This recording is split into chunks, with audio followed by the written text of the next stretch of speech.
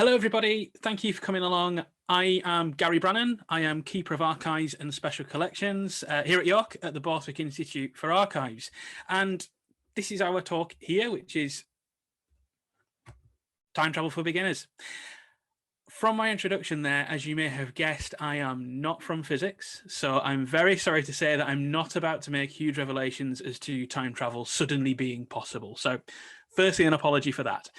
The whole point of York Talks is to show off the research that we're doing and to show what has been possible with the minds of the brilliant academics here at York. So time for a second apology.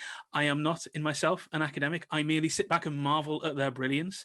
But in some ways, I'm here to tip things slightly on their head and show you the possibilities within archives, show you the interdisciplinary goldmine that is archival research, highlight some things that can be done and show where innovative digital and traditional research and creativity collide, spark new ideas and new journeys and new insights into who we are as people. Archives are a diverse collection of records which can be used, interpreted, reinterpreted, changed and re-examined to meet, and I mean this, genuinely any discipline, any interest and any topic, and I've yet to fall flat on my face with that. Archives are, and always have been, not just a collection of inscrutable papers, but a challenging, multifaceted storehouse of historic data that's just waiting to be used. So let's look at a case in point. It's the one that's here on the screen, and it's the story of a nun, Joan of Leeds. It's dated 11th of August, 1318. Quite a tumultuous year, 1318. The 14th century is, well, proving to itself a little bit like what the 21st century is. Quite a lot goes on. There's a lot of event. And around about that time, you got things like Berwick is being retaken by the Scottish in the April of that year. But Archbishop Melton of York is concerned in particular with the case of a nun called Joan of Leeds. And he creates a mandate to the Dean of Beverley for a monition to Joan of Leeds, who's a nun at St. Clement's Priory in York, who, and this is the original text as you can see on the screen, having impudently cast aside the propriety of religion and the modesty of her sex, out of a malicious mind simulating a bodily illness, she pretended to be dead, not dreading for the health of her soul, and with the help of numerous of her accomplices, evildoers and malice aforethought, crafted a dummy in the likeness of her body in order to mislead the devoted faithful. And she had no shame in procuring its burial in a sacred space amongst the religious of that place.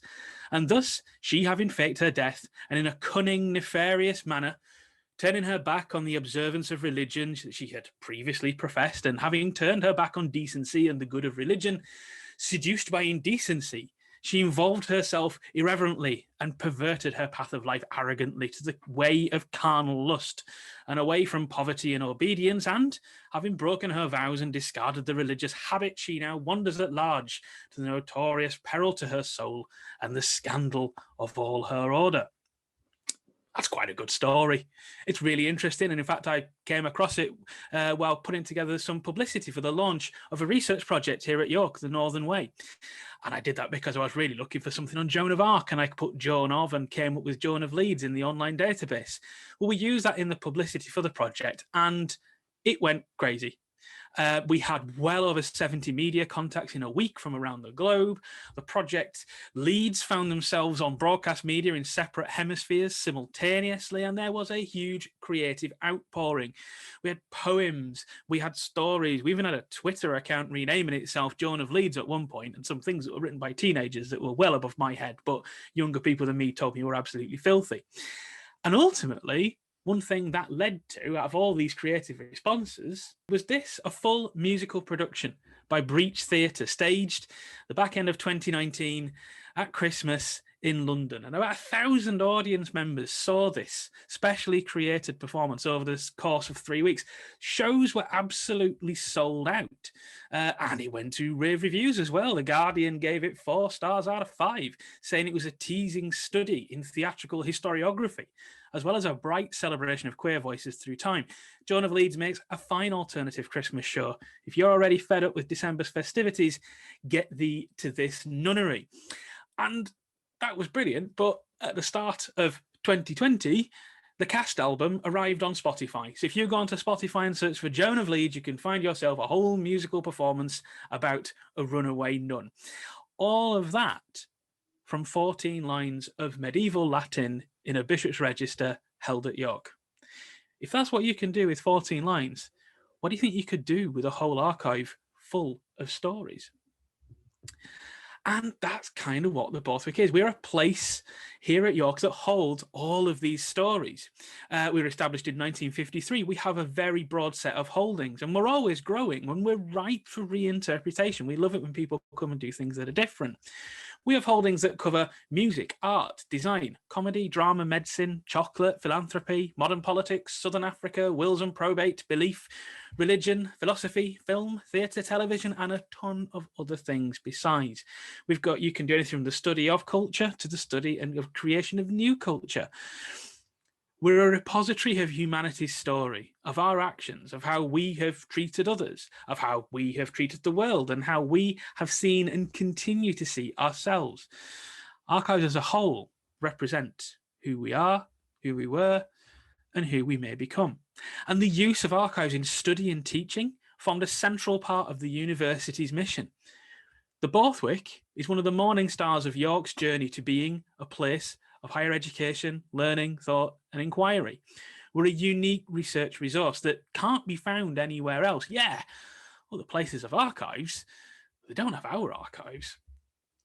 And here we are in those early days. In the centre there is one of my predecessors, Canon J.S. Purvis, doing what I do now, which is teaching people to read and interpret historic documents and working together with departments to find what we can do with it. We were there along with all these other interdisciplinary institutions like the Institute for Advanced Architectural Studies. And you can see what we were doing there in the 50s in our day schools. Although I will say, I wouldn't handle that document as he is doing. He may be the boss, but I'm not too sure about your handling there. And even here in the 1950s, that creative spark is evident in the restaging of medieval mystery plays and the then novel approach of opening up records to all researchers, no matter their calling. So not just academics with a letter of introduction, but anybody who's interested in who they are, the place they're in, the story of their family. The Borthwick has been there, opening up those records and providing that access. And when you work together across disciplines, you get all sorts of things. Look at this. This is the sciences. So this is a project here at York that's been sampling proteins and DNA structures from historic parchment. So you've got science, biotechnology, and archives all colliding together to find things out. The scientists discovering more about DNA and protein in historic parchment. From our point of view as archivists and from a historian's point of view as well, it tells us more about what materials were used and maybe with a little more research where they came from, giving us whole new insights into how we as people, as a society, took that step to recording information to look at it again later. A huge key moment in our development as a society, that transfer to a written tradition. Archival research and study can bring really amazing real-world benefits. So here we've got an image of a plan for Askham Bog dated 1933. Some of you may know Askham Bog. It's a nature reserve just outside York, unique in that its future was secured by a joint enterprise between the Rowntree and the Terry family, the two big chocolate families of York, to secure it for the future. And a few years ago, there was a plan to build some houses nearby. There was a lot of concern about what that might mean and the impact that might have on the site. And the records held about Askham Bog in the archive for the Yorkshire Wildlife Trust were used as part of that campaign, because this map shows the hydrology of the site, and it was instrumental in changing the direction of that housing project. So it's not just pure research. It's not just reading things for the sake of it. Archival research can have real world benefits and impacts as well. And advances in technology mean a whole new world of awesome things based on archival data is entirely possible. So these are a couple of projects that don't run here at York, but show where this can go. So on the screen there, you can see there's a big fingerprint. Well, where does that come from? Well, a project at the University of Lincoln called Imprint is looking at historic medieval seals and particularly looking for finger and thumbprints on the back of them.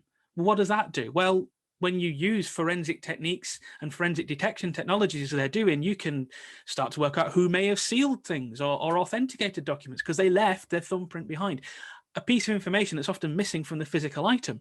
And working together like this with the sciences, that actually drives on forensic technology as they start to be able to discover how to get degraded fingerprints from objects.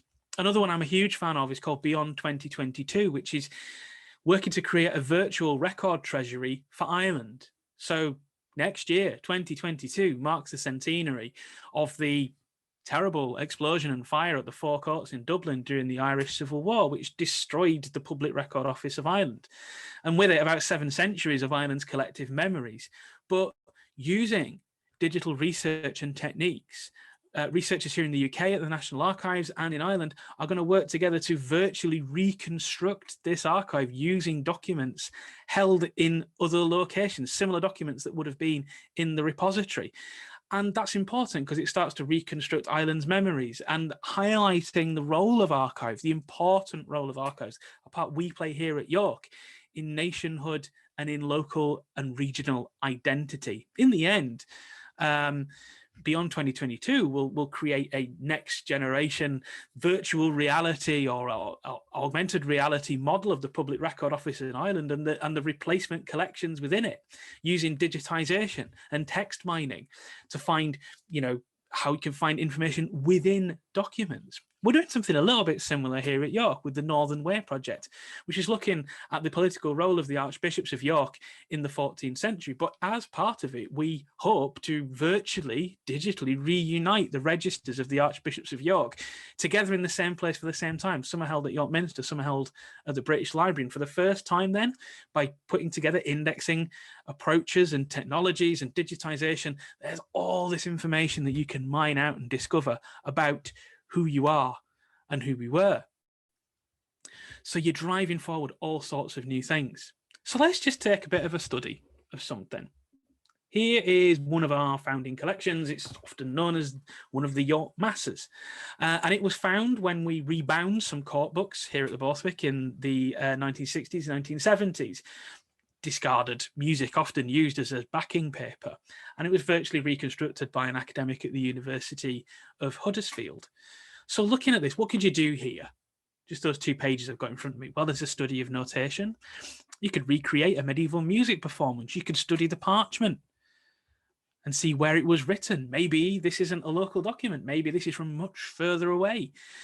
We could use digital modeling to look at the impact of sound in spaces, something that's done here in theatre, film, television, interactive media at York, in recreating spaces to hear how sound would have been experienced by people in historic structures. You could digitize similar documents and recreate a whole performance. You could digitally examine the hands and compare who wrote this, who wrote the text on that page. You could even do something like examine the parchment for bacteria. Was one page held by one person? Was one page handled more than others using the bacteria on your own hands? And what really excites me as someone who works with archives is this is what you could do now.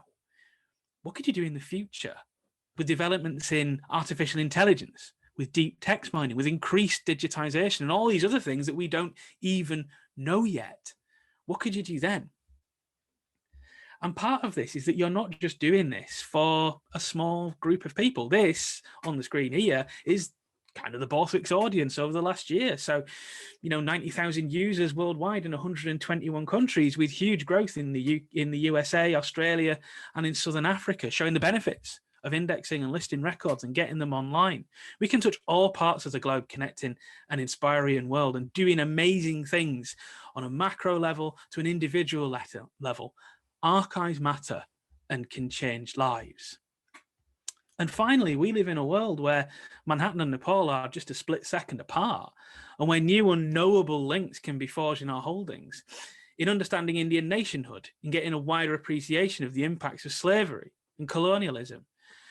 And archives coming in, documenting and stimulating creativity and providing fertile ground for thought and inspiration, and providing a place where disciplines meet, exchange existing ideas and create them anew. Archives are the joining point between disciplines, between people and between worlds. We're a shared canvas for experimentation, meaning, intergenerational and intercultural dialogue, and a written record that acts as a springboard for experimentation and innovation. So to wrap up, what about our nun that we were talking about earlier? Well, further research by the brilliant Northern Way team late this year revealed a little bit more. Later in that August of 1318, Archbishop Melton received a letter from a monk called Brother John, who told him that Joan of Leeds had come to him and said she was forced to enter the convent when underage by her father and mother and had never actually taken vows. Seeing no other way, she'd indeed faked her burial using straw or chaff or dust. Brother John absolved her and judged it more useful to allow her to contract marriage rather than wander in the secular world dangerously, which is no wish to submit to any religious observance. So did she marry? What happened next? Is there more to find out about her? It seems that the curtain has really yet to fall on Joan and on so many other wonderful, inspirational stories that you can find in the archives. Thank you very much.